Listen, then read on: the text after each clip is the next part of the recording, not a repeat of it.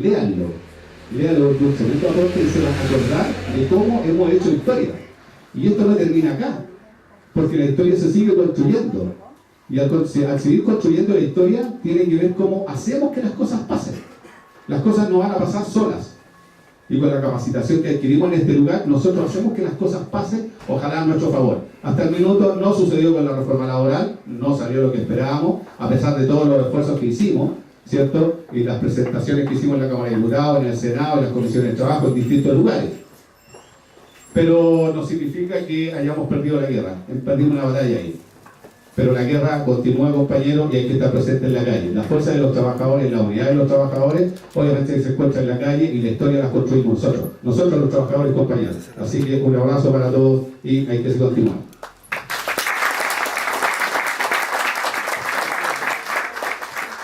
Muchas gracias, Manuel, por tus palabras y destacar lo que él decía. Ustedes como actores y protagonistas de su propia historia, nuestro trabajo es favorecerla, acompañarla, estimularla, pero ustedes son los actores y eso también está reflejado en este libro, en estos 6 años donde lamentablemente recogimos muy pocas cosas positivas desde el punto de vista sindical, pero que también no se lea como una simple crítica, sino que también estamos preocupados de que en este libro se recojan aquellas cosas que valoramos, por ejemplo, la ley de no discriminación, conocida también como ley Zamudio, que son aspectos importantes que pasaron estos 6 años.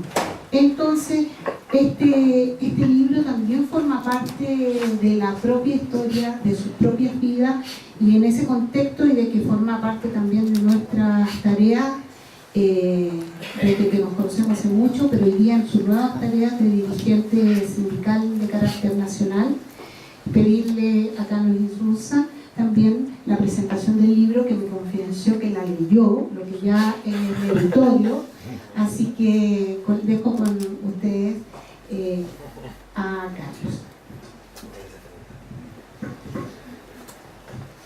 Hola, muy buenas tardes, compañeras y compañeros.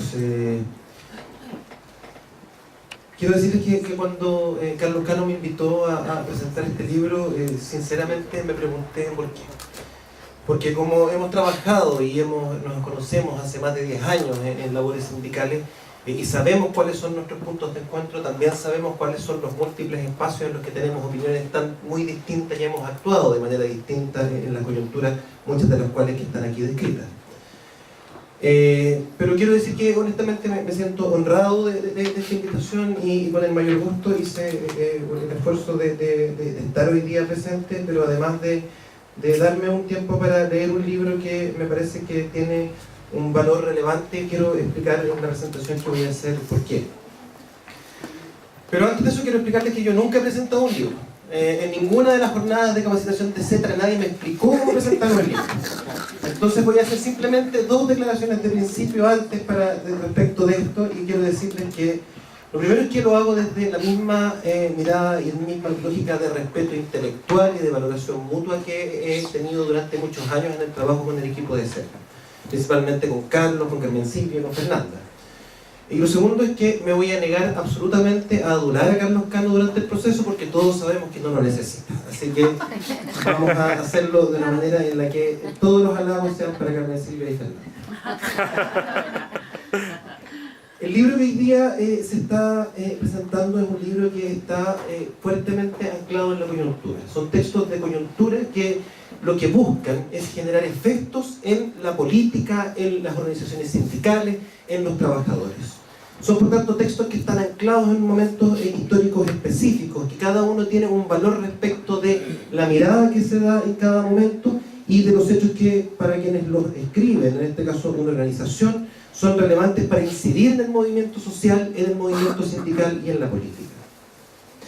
Este tipo de debate es un tipo de debate que desde el inicio de la modernidad efectivamente existe. La mayor parte de la producción en estas lógicas se pierde en el olvido. Entonces, ¿qué es lo que hace la diferencia en textos de coyuntura entre algo que tiene valor y algo que efectivamente está destinado al olvido? A mí me parece que los textos que aquí están compilados tienen como eje fundamental es que están anclados en una mirada estructurada de la sociedad.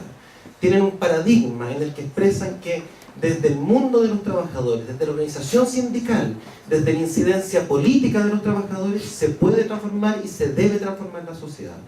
Y eso sin duda es un mérito por sí mismo en un momento en que, como decía Fernanda, la despolitización es un dato fundamental de la sociedad. Lo que yo quiero destacar, porque son muchos temas, es que además, justamente porque son muchos temas, lo que hay detrás, me parece a mí, es la aspiración a que el movimiento sindical se dote de una plataforma con caracteres bastante universales, que sea capaz de opinar no solo de lo concreto, no solo de lo que pasa en cada momento, sino que de distintas problemáticas que son relevantes, no solo para la tarea cotidiana del dirigente sindical, sino para el conjunto de la sociedad. La posibilidad de que estos textos efectivamente ayuden a miradas de futuro me parece que está justamente en esto. Cuando uno los lee, se encuentra con conceptos que se repiten sistemáticamente en distintos textos. Se encuentra con la noción de programa mínimo y programa máximo aplicado a distintas coyunturas. Se encuentra con visiones de cómo organizar, de cómo tomar decisiones y de cómo avanzar en transformaciones o en coyunturas complejas, en que siempre lo fundamental tiene que ver con el movimiento, tiene que ver con la organización y tiene que ver con la fuerza de los trabajadores. Y lo que a mí me parece muy interesante es que en momentos en los que la mayor parte de quienes participan en la política en nuestro país, incluso muchas veces uno lo ve en el movimiento sindical, asumen los datos de falta de lectura, de alfabetismo funcional como un dato de realidad al que hay que adaptarse, y se simplifican los discursos y se hacen discursos que suenan muy bien pero que dicen poco. Cada uno de estos textos no renuncia nunca a tener una claridad conceptual, a decir las cosas por su nombre, a decir cosas complejas, incluso con palabras complejas en algunos momentos, porque es lo acertado y es lo que permite que otros reflexionen respecto de lo que está ocurriendo. Yo finalmente quiero decir dos cosas respecto del formato y del título del libro. El apelativo a cuando perdimos la inocencia, con este periodo 2010-2016, sin duda da cuenta de un periodo histórico en que cuando uno recorre, no están en secuencia histórica los textos, sino están ordenados de otra manera, pero cuando uno los empieza a ordenar en secuencia histórica, se da cuenta de que hay periodos en los que el movimiento, la movilización de masas genera esperanzas y expectativas de transformaciones, y esas esperanzas y expectativas en muchos casos se ven frustradas por errores de los movimientos y también por la incapacidad y por la capacidad de quienes son fuerzas de poder en nuestro país de mantener la situación tal cual. Pero cuando yo vi el título, en realidad a mí me hizo mucho sentido, no solo en la clave que aquí está planteada, además en la clave del evidente problema que tenemos hoy día con la representación política en nuestro país. Si bien todos podíamos asumir, entender, suponer, visualizar que la relación y el vínculo entre quienes hacen representación política en nuestro país y quienes tienen el poder económico era 1 a 1 desde hace ya más de 20 años, el que hoy día se explicite en procesos judiciales, en formatos de financiamiento ilegal de campaña, evidentemente nos pone en un escenario distinto en que el cuestionamiento institucional se vuelve un problema de magnitud, incluso para quienes quieren transformar la sociedad. Pero yo quiero decir que a mí por lo menos también me hace mucho sentido el que en los dos grandes procesos de movilización de masas que están aquí descritos, el movimiento estudiantil del año 2011 en adelante y el movimiento No Más AFP, también me parece a mí que hay algunos datos y claves que hay en los textos que a mí me resuenan en claves que son de mi propia reflexión, de que la masividad no es siempre conciencia, de que la multitud no es organización y de que efectivamente cuando la conciencia de clase no se clarifica en términos de entender si lo que estamos poniendo en el centro es la construcción de derechos o simplemente la ampliación del derecho del consumo, que son cosas completamente distintas, la capacidad de esos movimientos de transformar la realidad se ve mermada y agotada porque al corto tiempo, con propuestas muy parciales, se fragmentan y son incapaces de seguir avanzando.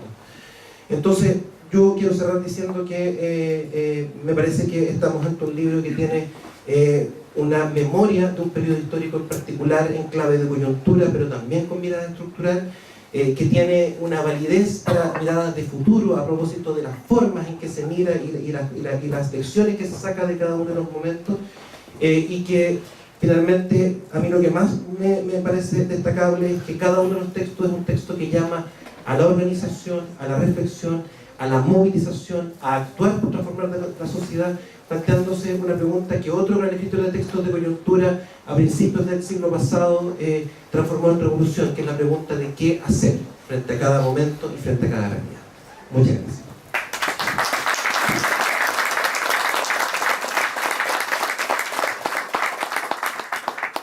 Bueno, la verdad que yo quedé con ganas de leer el libro. Yo quiero agradecer las palabras de Carlos Insulza por haberse dado el trabajo, además de ser tan explícito, tan claro, creo, y por ayudar y colaborar con nosotros en algo muy importante. El libro, como muy bien lo dijo Manuel, no se acaba aquí. Un libro empieza en el momento que lo pones en las manos de alguien. Y nosotros estamos poniendo este libro y lo que representa en las manos de ustedes, para que lo trabajen, como dije, para que los acompañen, para que los ayuden. Y junto con esta presentación nosotros también queremos hacer otra devolución este 1 de mayo, esta pre-celebración que estamos haciendo y esta pre-conmemoración de los trabajadores y trabajadoras que estamos haciendo. Nosotros ya, cuando nos planteamos escribir y retratar estos 6 años aquí en este texto, ya estábamos por el 1.000.000 de visitas en la página web. Y creíamos necesario también hacer una renovación, una actualización de la misma. Y por tanto también hoy día, junto con el lanzamiento de este texto, queremos presentarle la nueva versión de la página de CETRA, del Centro de Estudio del Trabajo, que también es otra herramienta de trabajo que entregamos para ustedes. Y lo hacemos hoy día agradeciéndole a cada uno de ustedes que semana a semana nos acompañan y miran nuestra palabra, donde se refleja la opinión y la línea editorial de esta organización, que siempre ha sido ser críticos, informados, respetar la diversidad y decir las cosas por su nombre. Nuestra palabra sigue vigente. ¿Y cuáles son las novedades que presenta? Ahí tenemos a Álvaro Pardo trabajando.